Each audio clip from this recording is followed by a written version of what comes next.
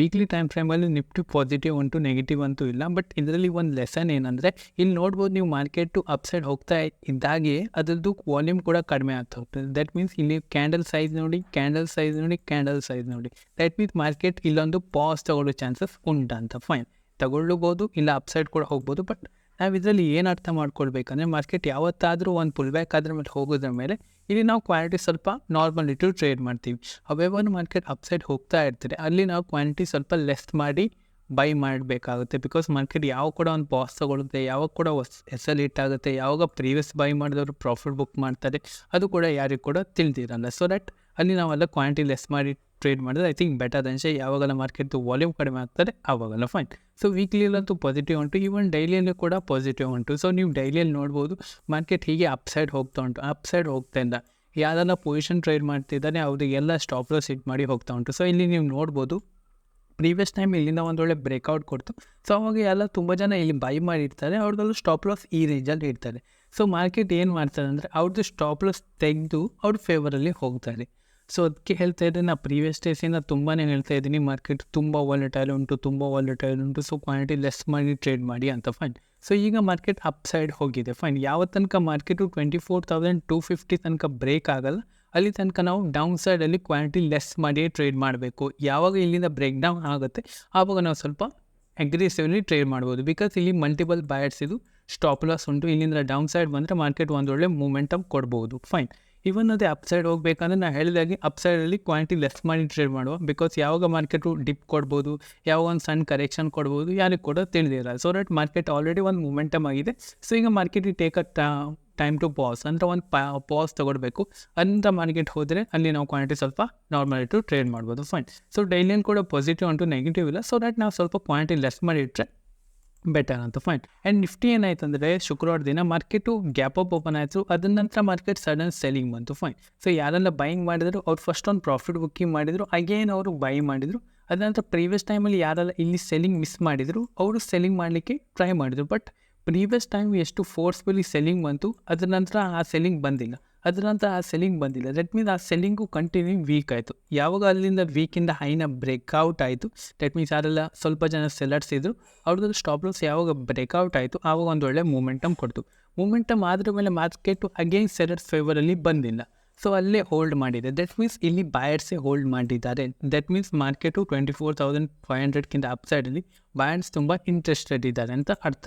ಯಾವಾಗ ನಾಳೆ market flat open ಆಗಿ ಇಲ್ಲಿಂದ ಬ್ರೇಕ್ಔಟ್ ಕೊಡ್ತಾರೆ ಆವಾಗ ನಾವು ಒಂದು 1:2 ಇಲ್ಲ 1:1 ಟಾರ್ಗೆಟ್ನ ಎಕ್ಸ್ಪೆಕ್ಟ್ ಮಾಡ್ಬೋದು. ಜಾಸ್ತಿ ದೊಡ್ಡ ಟಾರ್ಗೆಟ್ನ ಎಕ್ಸ್ಪೆಕ್ಟ್ ಮಾಡಬೇಡಿ. ಬಿಕಾಸ್ ಮಾರ್ಕೆಟ್ ಒಂದೊಳ್ಳೆ ಮೂಮೆಂಟಮ್ ಕೊಟ್ಟರೆ ಸ್ವಲ್ಪ ಒಂದು ಪಾಸ್ ಕೊಟ್ಟು ಹೋಗ್ಬೋದು ಆ್ಯಂಡ್ ಸ್ವಲ್ಪ ಸ್ಲೋ ಮೂಮೆಂಟಮ್ ಮಾಡೋ ಚಾನ್ಸಸ್ ಇರ್ತಾರೆ ಅಪ್ಸೈಡಲ್ಲಿ. ಫೈನ್.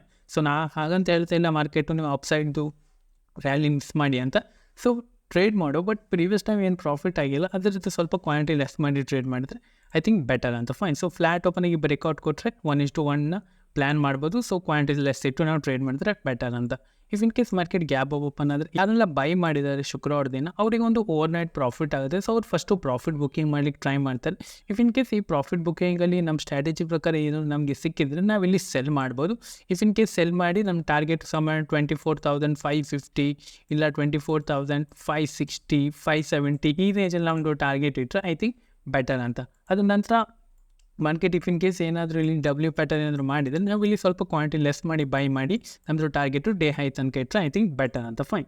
ಇಫ್ ಇನ್ ಕೇಸ್ ನಾಳೆ ಮಾರ್ಕೆಟ್ ಫ್ಲ್ಯಾಟ್ ಓಪನ್ ಆಯಿತು, ದಟ್ ಮೀನ್ಸ್ ಈ ರೇಂಜಲ್ಲಿ ಓಪನ್ ಆಯಿತು, ದೆನ್ ಮಾರ್ಕೆಟ್ ಇಲ್ಲಿಂದ ಬ್ರೇಕ್ ಡೌನ್ ಆಯಿತು ಅಂದರೆ ಮಾರ್ಕೆಟ್ ಇಲ್ಲಿಂದ ಮೂಮೆಂಟಮ್ ಕೊಡ್ಬೋದು. ಬಟ್ ನಾ ಇಲ್ಲಿ ಅಷ್ಟೊಂದು ಸೆಲ್ ಮಾಡಲಿಕ್ಕೆ ಇಂಟ್ರೆಸ್ಟೆಡ್ ಇಲ್ಲ. ಯಾಕಂದರೆ ಇಲ್ಲಿ ಆಲ್ರೆಡಿ ಒಂದು ಸ್ಟ್ರಾಂಗ್ ಬೈಯಿಂಗ್ ಆಗಿದೆ. ಸೊ ಇಲ್ಲಿ ಸೆಲ್ಲಿಂಗ್ ಬರುವಾಗ ಬ್ಯಾಟ್ಸು ಡಿಪ್ನ ಹುಡುಕ್ತಾರೆ. ದಟ್ ಮೀನ್ಸ್ ನಂಗೆ ಒಂದು ಡಿಪ್ ಸಿಕ್ಕಿದೆ ನಾನು ಇಲ್ಲಿ ಬೈ ಮಾಡ್ತೀನಿ, ನನಗೆ ಡಿಪ್ ಸಿಕ್ಕಿದೆ ನಾನು ಬೈ ಮಾಡಿ, ನನಗೆ ಡಿಪ್ ಸಿಕ್ಕಿದೆ ಬೈ ಮಾಡ್ತೀನಿ ಅಂತ.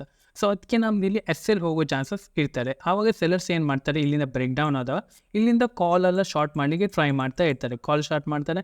ಆ್ಯಂಡ್ ಇಲ್ಲಿಂದ ಪುಟ್ನ ಕೂಡ ಹೆಜ್ ಮಾಡಲಿಕ್ಕೆ ಟ್ರೈ ಮಾಡ್ತಾ ಇರ್ತಾರೆ. ದಟ್ ಮೀನ್ಸ್ ಮಾರ್ಕೆಟ್ ಇದೇ ರೇಂಜಲ್ಲಿ ಇರ್ತಾರೆ. ಅವೆವರ್ ಮಾರ್ಕೆಟ್ ಯಾವತ್ತು ತನಕ 24,550ನ ಬ್ರೇಕ್ ಆಗಲ್ಲ ಆ್ಯಂಡ್ 24,250ನ ಬ್ರೇಕ್ ಡೌನ್ ಆಗಲ್ಲ, ಈ ರೇಂಜಲ್ಲಿ ಮಾರ್ಕೆಟ್ ಇರೋ ಚಾನ್ಸಸ್ ಇರ್ತಾರೆ.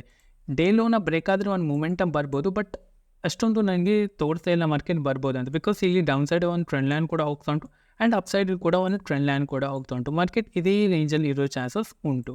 ಸೊ ಅದಕ್ಕೆ ನಾನು ಹೇಳ್ತೀನಿ ಯಾವ ತನಕ ಮಾರ್ಕೆಟು ಇದೆ 24,300 250 ಈ ರೇಂಜಲ್ಲಿ ಯಾವಾಗ ಬ್ರೇಕ್ ಡೌನ್ ಆಗಲ್ಲ ಆವ ತನಕ ಮಾರ್ಕೆಟಲ್ಲಿ ಮೂಮೆಂಟಮ್ ಇರಲ್ಲ. ಹಾಗೆ 24,550 ಈ ರೇಂಜ್ನೆಲ್ಲ ಬ್ರೇಕ್ಔಟ್ ಆಗಲ್ಲ ಆವ ತನಕ ಮೂಮೆಂಟಮ್ ಇರಲ್ಲ. ಫೈನ್. ಸೊ ಆಪ್ಷನ್ ಬಯರ್ಸಿಗೆ ಏನು ಬೇಕಂದ್ರೆ ಸ್ಪೆಷಲಿ ಮೂಮೆಂಟಮ್ ಬೇಕು. ಯಾವಾಗ ಅದು ಡೇ ಹೈ ಡೇ ಲೋ ಅಥವಾ ಹೇಗೆ ಇದು ಇಂಪಾರ್ಟೆಂಟ್ ಲೆವೆಲ್ನ ಬ್ರೇಕ್ಔಟ್ ಆಗ್ತಾನೆ ಆವಾಗ ಆಪ್ಷನ್ ಬಯರ್ಸು ಹಣ ಮಾಡ್ತಾರೆ. ಸೊ ಈ ರೇಂಜಲ್ಲಿರುವಾಗ ನಾವೆಲ್ಲ ಅನ್ನೆಸೆಸರಿ ಡಿಕೆ ಮಾಡ್ತೀವಿ, ಅನ್ನೆಸೆಸರಿ ವಾಲಟಿಲಿಟಿಲಿ ಎಸೆಲೇಟ್ ಮಾಡ್ತೀವಿ. ಫೈನ್. ಸೊ ಅದಕ್ಕೆ ಆಪ್ಷನ್ ಬೈಂಗಿಗೆ ಸ್ಪೆಸಿಫಿಕ್ ಡೇ ಇರ್ತದೆ, ಆಪ್ಷನ್ ಸೆಲ್ಲಿಂಗು ಕೂಡ ಸ್ಪೆಸಿಫಿಕ್ ಡೇ ಇರ್ತದೆ. ಸೊ ಎಲ್ಲದನ್ನು ನಾವು ಆಪ್ಷನ್ ಬೈಂಗ್ ಕೂಡ ಮಾಡಲಿಕ್ಕಾಗಲ್ಲ, ಎಲ್ಲದನ್ನು ನಾವು ಆಪ್ಷನ್ ಸೆಲ್ಲಿಂಗ್ ಕೂಡ ಮಾಡಲಿಕ್ಕಾಗಲ್ಲ. ಫೈನ್. ಇದು ನಾನು ನಾಳೆ ಅನಾಲಿಸಿಸ್ ಆಗಿರ್ತದೆ. ನಾನು ಏನು ಕೂಡ ನಾಳೆ ಅಗ್ರೆಸಿವ್ ಇರಲ್ಲ, ಜಸ್ಟ್ ನಾನು ನಾಳೆ ನಾರ್ಮಲ್ ಕ್ವಾಂಟಿಟಿಯಲ್ಲಿ ಟ್ರೇಡ್ ಮಾಡಲಿಕ್ಕೆ ಟ್ರೈ ಮಾಡ್ತೀನಿ. ಫೈನ್. ಇಫ್ ಇನ್ ಕೇಸ್ ನೀವು ಟೆಲಿಗ್ರಾಮ್ ಚಾನಲ್ ಜಾಯ್ನ್ ಆಗಬೇಕಂದ್ರೆ ಡಿಸ್ಕ್ರಿಪ್ಷನ್ ಲಿಂಕ್ ಕೊಟ್ಟು ಇಲ್ಲಿ ನೀವು ಚೆಕ್ಔಟ್ ಮಾಡ್ಬೋದು. ನಾನು ಇಲ್ಲಿ ಸ್ಟಾಕಿನ ಪೋಸ್ಟೆಲ್ಲ ಮಾಡ್ತಾ ಇರ್ತೀನಿ ಎಜುಕೇಷನ್ ಪರ್ಪಸಲ್ಲಿ. ಇಫ್ ಇನ್ ಕೇಸ್ ನೀವು ಇಂಟ್ರೆಸ್ಟೆಡ್ ಇದ್ದರೆ ಜಾಯ್ನ್ ಆಗ್ಬೋದು, ಡಿಸ್ಕ್ರಿಪ್ಷನ್ ಲಿಂಕ್ ಕೊಟ್ಟು. ಫೈನ್. ಈ ವಿಡಿಯೋ ಇಷ್ಟೇ. Thank you. Have a good day.